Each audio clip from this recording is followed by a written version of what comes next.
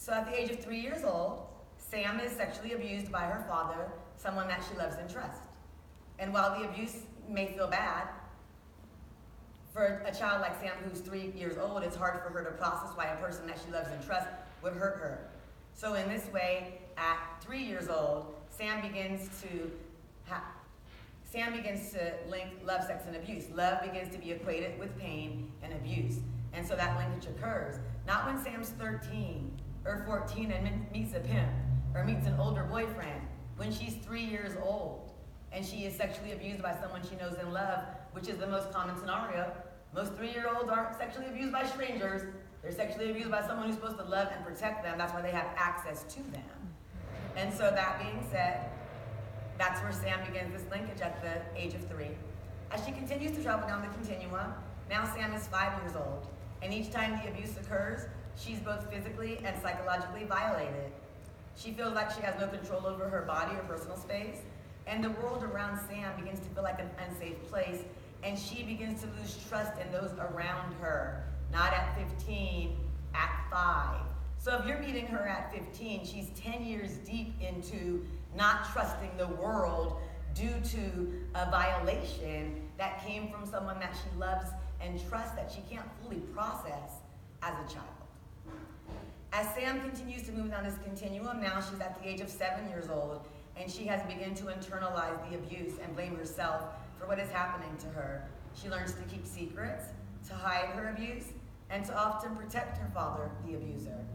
So when this keeping secrets and not revealing the abuser starts, you can see in the continuum, Sam is 7 years old, not 17, not 14, protecting a boyfriend that's really a pimp, but 7 years old, protecting, in this example, her father, who was her abuser.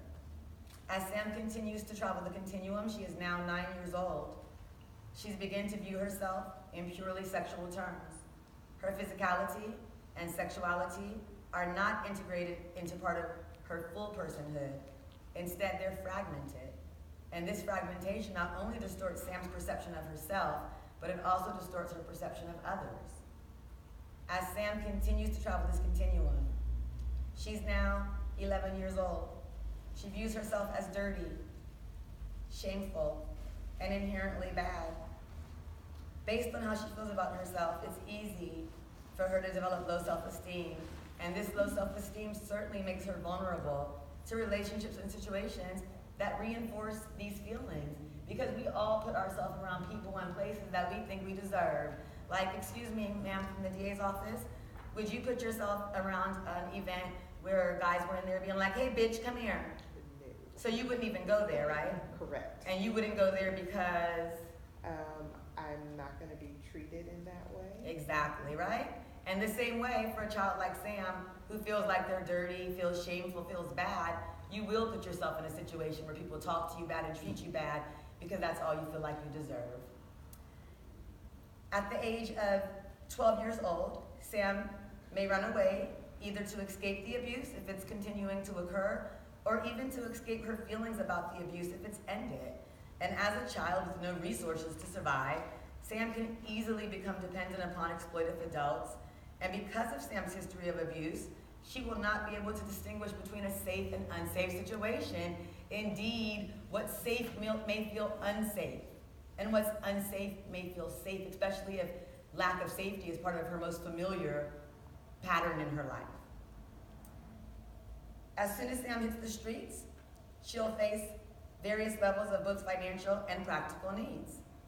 And unfortunately, there are adults who frequently target children like Sam because of these vulnerabilities, and they offer to meet things like food, shelter, money, clothing, attention, love, using the inherently equal power dynamic.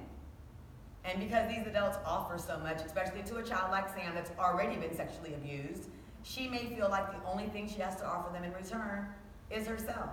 And so she does. And that's where Sam crosses the line from childhood sexual abuse to sexual exploitation. If you mix in the influence of the media and pop culture, current attitudes about money and materialism, the glorification of pimp culture, stripping, and the concept of using what you got to get what you need, all of these play a role in Sam's exploitation. Then there's the huge demand for children and youth in the sex industry. In every major city, and in smaller ones too, there are well-developed and profitable sex markets, and they all include children. The experts may disagree about how many billions of dollars the sex market brings in each year, but they all agree that it is fueled with young bodies. At the opposite end of this continuum, at around 12, going on 13 years old, Sam may be introduced by one of her friends to a pimp, or a strip club owner, or perhaps someone who produces pornography.